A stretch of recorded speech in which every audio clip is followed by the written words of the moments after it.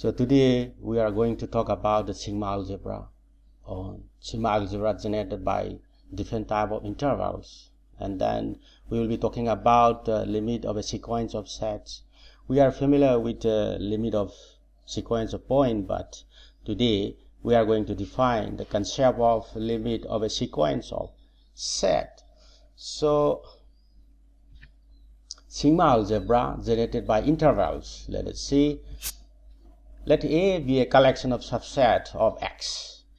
Then there exists a sigma algebra on X containing the collection A, namely the power set Px, the power set of X. Alright. So then it is always there. A sigma algebra is always there for a given collection of set. Then if you think about the intersection of all sigma algebra containing that collection, then we will be getting another sigma algebra. So the intersection of all sigma algebras containing A is called the sigma algebra generated by the collection A. So S is the intersection of all sigma algebra S alpha, where S alpha is a sigma algebra for its index alpha such that A is a subset of S alpha. It is the smallest sigma algebra containing A. So we denote by V the sigma algebra generated by intervals of the form close on the left and often on the right. So the members of B are called Borel set. Alright, the member of the sigma algebra generated by interval of the form close on the left and often on the right is called a Borel set. Alright, so now let us show that every member of Borel set is measurable, or B is a subset of M, and we have already denoted that M is the collection of all measurable set. That is, every Borel set is measurable, and B is the sigma algebra generated by each of the following classes. Alright, we have already defined it. What is B? B is a sigma algebra generated by the sets closed on the left, open on the right. Alright, but we are going to prove the equivalent of the following sigma algebra. The open intervals. Alright, the sigma algebra generated by open interval is exactly same as the Borel algebra or Borel sigma algebra. The open sets, the G delta sets, the F sigma sets. Alright, so collection of G delta set will generate a sigma algebra. The collection of open set will generate a sigma algebra. The collection of open interval will generate a sigma algebra. The F sigma sets will also generate a sigma algebra. So each sigma algebra is exactly equal to the sigma algebra generated by the intervals or Borel sigma algebra. Alright, so that is what we are going to prove in number 2. So first let us prove number 1. Since every interval is measurable, we have already shown that every interval is measurable. So we have already shown that every interval is measurable, and therefore B is a subset of M. Right, so that is very much true. Let B1 be the sigma algebra generated by open intervals. Alright, so what is B1? B1 is a sigma algebra generated by the open interval. So we know that open interval of the form AV can be written in this form. AV is equal to union n going from 1 to infinity, A plus 1 upon n, and B. So close on the left and open on the right. So this is quite possible. So this is a countable union of member of B. Alright, so every member of this union is a member of B. So it is a countable union of member of B. Since B is a sigma algebra, this union is in B, means this open interval is also in B. So therefore B1 is a subset of B, and let it be inequality number 1. So conversely, let us try to prove the converse or reverse inclusion. Every interval of the form close on the left and open on the right, so can be expressed as a countable intersection of open interval. So this set can be written as a countable intersection of the open interval A minus 1 upon n B. So these are open intervals, so these are here. Alright, so therefore this interval is here. Therefore, B is a subcollection or subset of B1, number 2. So from 1 and 2 we have the inclusion. That means sigma algebra generated by open interval is exactly equal to sigma algebra generated by interval of this form, right? So next, let B2 be the sigma algebra generated by open sets. So B2 is the sigma algebra generated by open set. Now let us show that B2 is exactly equal to B. So since every open set is the union of sequence of open interval, every open set can be expressed as union of sequence of open interval. So we have what? B2 is a subset of B1. Also, every open interval is an open set. Every open interval is an open set. Therefore, we have B1 is a subset of B2. So then B2 is exactly equal to B1. Alright. So we have already shown that B1 is equal to B, and then now we are able to show that B2 is equal to B1. Therefore, B1, B2, B, they are all equal. Alright. So next, let B3 be the sigma algebra generated by Z delta sets. Alright. So what is Z delta set? So we know that a Z delta set is a set which can be expressed as a countable intersection of open sets. Alright. So every Z delta set is a member of B2, and therefore B3 is a subcollection, or B3 is a subset of B2. Alright. So conversely, let us show that B2 is a subset of B3. Every open set is a Z delta set. Every open set is a Z delta set, and therefore B2 is a subset of B3. So it follows that B2 is exactly equal to B3. So let B4 be the sigma algebra generated by F sigma set. So what is F sigma set? An F sigma set is a set which can be expressed as a countable unions of closed sets. Alright. So then an F sigma set is a complement of a Z delta set. So from the definition, it is obvious that every F sigma set is a complement of Z delta set. So B4, B3, they are all sigma algebra. Their complement are also in them. Alright. So it follows that B4 is exactly equal to B3.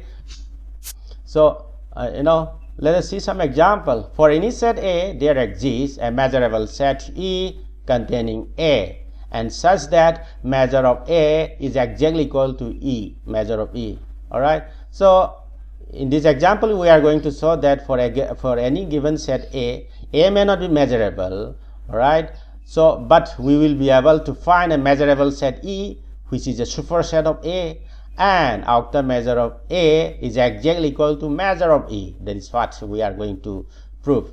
Alright, let us see. So for a given epsilon, so there exists an open set O containing A such that outer measure of O is less than or equal to outer measure of A plus epsilon. This example we have already done in previous class. For every epsilon, we should be able to find an open set O containing A such that outer measure O is less than or equal to outer measure A plus epsilon. So deliberately, if you take epsilon is equal to 1 upon n, we should be able to find an open set On containing A such that this is true. So now we are able to find a sequence of open set. For n is equal to 1, we have open set O1. For n is equal to 2, we have open set On2, like that. Alright. So then you put E is equal to intersection and going from 1 to infinity. So this is a countable intersection of open set, and therefore E should be a Z delta set. And we have already shown that every Z delta set is measurable, and therefore E is measurable. Every On is a superset of A, therefore E is also a superset of A.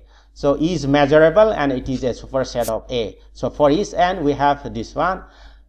Therefore, measure of E should be less than or equal to measure of On, but measure of On is less than or equal to outer measure of A plus 1 upon n. Alright. So therefore, measure E is less than or equal to outer measure A, because as n tends to infinity, this is tending toward 0. Since A is a subset of E, we have outer measure of A is less than or equal to outer measure of E. So hence we have this equality. Outer measure of A is exactly equal to measure of E. So next we are going to talk about limit supremum and a limit infimum of a sequence of set. So this is a pretty new concept. We already familiar about the limit of a sequence of point, but limit of sequence of set is a new concept. So now let us define. So what do we mean by limit of a sequence of sets? All right. So for any sequence of set ei, we define limit supremum ei is equal to intersection n going from 1 to infinity, and then union I greater than or equal to n ei. All right. First, you take for every n, you take union I running from n is up to infinity. So you have a set, and then you have such collection of set. Then you take intersection for every such n, that we call it limit supremum. Limit supremum ei.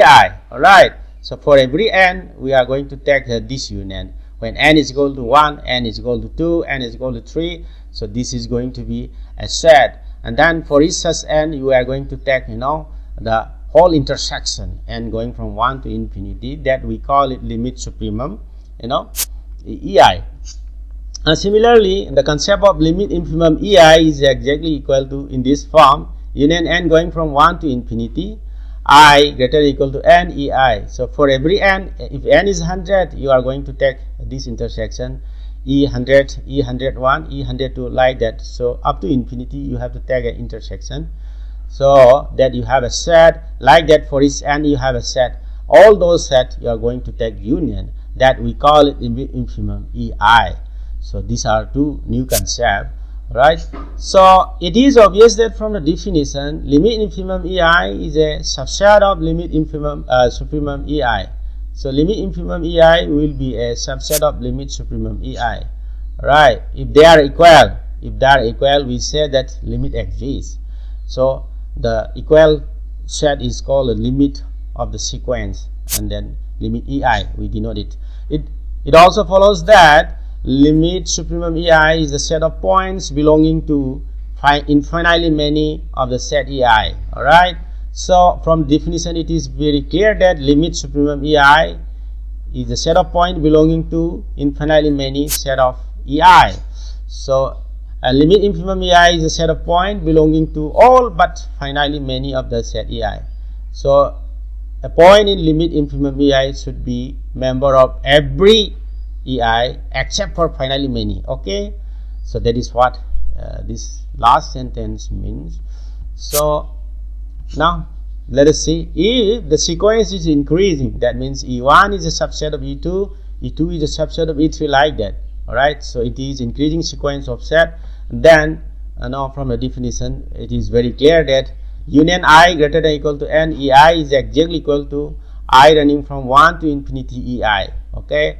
Since e1 is a subset of e2 is a subset of e3, like that. So if you take union from I going from n to infinity, that is exactly equal to I union I running from 1 to infinity ei. So this is true for each n, and therefore from a definition, limit supremum ei is exactly equal to, because each of this union is equal to union I running from 1 to infinity. Therefore you are going to take intersection of same set repeatedly. That is exactly the set, that is I running from 1 to infinity ei. So limit supremum ei is equal to I running from 1 to infinity ei when the sequence of set is increasing. So that is pretty clear from the example. And next, in that situation, so what is intersection I running from n to infinity ei is exactly equal to en, because from this moment onward, e2 is going to be subset of e3, e3 is going to be subset of e4, like that. So if you take intersection starting from e2 up to infinity, that is going to be e2. So instead of 2, if you take n, if you start taking intersection from n going to infinity, that is going to be en, because it is increasing set of sequence. All right. So therefore limit infimum ei is exactly equal to, so this one will be replaced by en. All right. So like that. So for each step you have e1, e2, e3, like that. So that is all about union n going from 1 to infinity. So that is what we are writing here. Limit infimum ei is equal to union I running from 1 to infinity ei when the sequence is a sequence of increasing set. So therefore, in this situation, limit ei is exactly equal to I running from 1 to infinity, because both the limit infimum and limit supremum, they are equal to this one. So therefore, the limit is exactly equal to this one. So in case of decreasing set of sequence, that is E1 is a superset of E2, E2 is a superset of E3, like that. In that situation, what? Union I running from n to infinity, Ei is equal to En. So that is very clear from the sequence for each n. Therefore, limit supremum Ei is exactly equal to n intersection n going from 1 to infinity, and union I greater than or equal to n to infinity Ei, and that is exactly equal to I running from 1 to infinity Ei. Right? So, and then intersection I greater than or equal to n is exactly equal to intersection I running from 1 to infinity Ei. So therefore, what do we have? We have limit infimum Ei is exactly equal to union n going from 1 to infinity, intersection I greater than or equal to n Ei, and that is exactly equal to intersection of all the set Ei. So therefore, limit Ei is exactly equal to this one, because both the limit supremum and limit infimum are equal to this intersection. Alright. So therefore, limit is exactly equal to intersection I running from 1 to infinity Ei. If the sequence is a sequence of decreasing set, you have this one. So now let us prove some important theorem. Let Ei be a sequence of measurable sets. So each member of this sequence is measurable. And then what we are going to prove? If the sequence is increasing, we have you take measure outside, then limit inside. You can interchange it. Then you have limit measure Ei. Alright. So that is what we are going to prove if the sequence is increasing. Alright. So next, if you have a decreasing sequence of set, then and a measure of each Ei is finite for each I, then we have measure limit Ei is exactly equal to limit measure Ei. So you can interchange limit and a measure in this situation also, but provided measure Ei should be a finite number. Alright, it should not be infinity for each I. So and then let us first prove number 1. You can write f1 is equal to e1. So what we are doing is we are making a new sequence. We are constructing a new sequence fi. The first member of the sequence f1 is exactly equal to e1, and then any fi is exactly equal to ei difference ei minus 1 for each I greater than 1. And then from the definition, it is very clear that fi is a disjoint sequence of measurable set, because from ei you are removing ei minus 1. Therefore, this fi and fi plus 1, they are disjoint. I means fi is a disjoint pair of sequence. If x is a member of fi, what do you have? If f is a member of xi, then x belongs to ei. So if you take a member from fi, that member should be in ei, but should not be in ei minus 1. Alright. So therefore, from it is very clear that whenever you take a member x in fi, that is going to be a member of ei. Therefore, union I running from 1 to infinity fi will be a subset of union I running from 1 to infinity ei. Alright. So let x belongs to this union I running from 1 to infinity ei be a point. Then you can take n be the smallest integer such that x belongs to en. X belongs to en, but x is not a member of ei where I is less than n. You can take such smallest number n. So then it follows that since x is a member of en, but x is not a member of en minus 1, x should be a member of en difference en minus 1, and that is x should be a member of fn. And therefore, x is a member of the union I running from 1 to infinity fi, because x is member of fn. And therefore, x should be a member of this union. And that is, this is a super collection of ai. Using the two inclusion, we have union I running from 1 to infinity ei is exactly equal to union I running from 1 to infinity fi.